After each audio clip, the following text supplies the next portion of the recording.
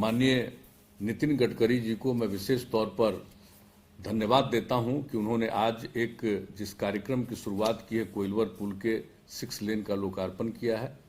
ये बहुत उपयोगी है और सब लोग इसके बारे में बोल चुके हैं, क्योंकि जो भी पुराना पुल था, अंग्रेजों के ज़माने में ही बना था कोइलवर पर 158 साल पहले, और उससे ही रेल से सड़क पुल था और उसका बहुत उपयोग होता रहा है। और जितना इसमें ट्रैफिक जाम होता रहा, ये सबको मालूम है। काफ़ी देर रोक रोक करके दोनों तरफ गाड़ियों को रखा जाता है, ये सबको मालूम है। इसलिए वहाँ पर तो नए पुल का निर्माण होना बहुत ज़रूरी था। 6 लेन पुल की मंजूरी मिल गई, जो पटना से बक्सर तक का 4 लेन सड़क बन रहा, उसी सिलसिले में। तो ये बहुत अच्छा हुआ काम।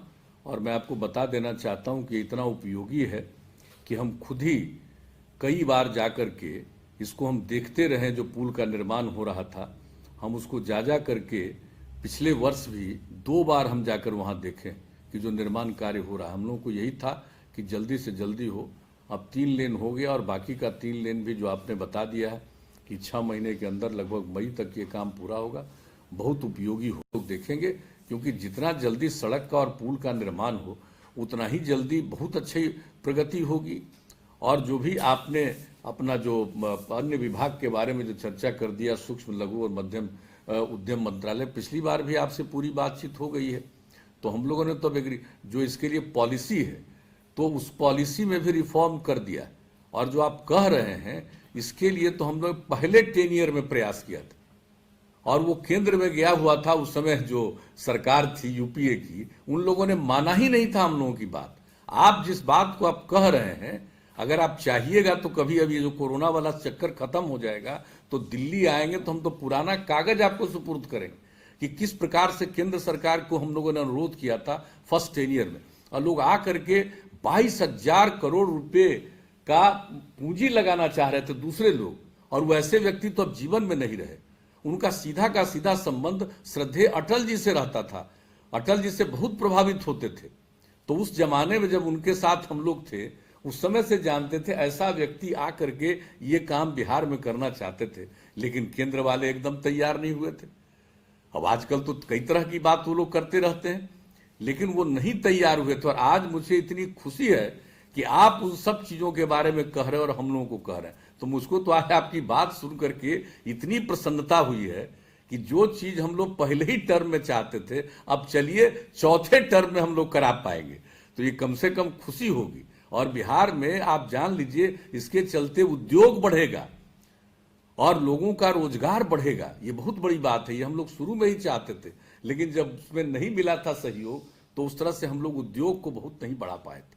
व्यापार तो बहुत बढ़ा, लेकिन उद्योग उतना नहीं बढ़ पाया। लेकिन आपका जो विचार है, तो इस विचार से मुझे बड़ी प्रसन्नता है कि इसको होते हुए बिहार में और ज्यादा होगा, और हम लोग पूरे तौर पर सहयोग करेंगे और इस चीज को बिहार में लागू किया जाए। इसके लिए तो हर जो जरूरी कदम है वो हम लोग सब उठाएंगे। जो हम लोगों के लिए जरूरी है, उद्योग की नीतियों में जो रिफॉर्म कर सुधार करना था, और ज्यादा हम लोगों ने सुधार राज्य सरकार की तरफ से अनुदान देने का, और कई चीजों के बारे में हम लोगों ने निर्णय ले लिया। तो हमको पूरा लगता है। वास्तव में बिहार लगातार विगत 15 वर्षों से सड़क संचार ही नहीं, विभिन्न क्षेत्रों में विकास के क्षेत्र में कई इबारतें लिखी है। और आज का यह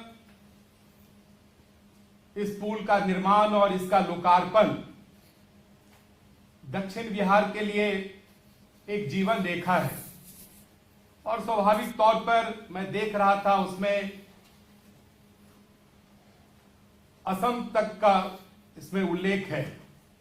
और वास्तव में श्री नितिन गडकरी जी को, और खास करके भारत के यशस्वी प्रधानमंत्री जी, जिसके मार्गदर्शन में हम सबों ने बिहार को एक विकास के क्षितिज पर बेहतर ढंग से स्थापित करने का काम किया है, हम उनके प्रति आभार प्रकट करते हैं और उम्मीद करते हैं कि आने वाले वर्षों में जो बिहार में जनादेश एनडीए सरकार को मिला है, और माननीय मुख्यमंत्री के नेतृत्व में बिहार के लोगों ने विकास के क्षेत्र में जो एक सपना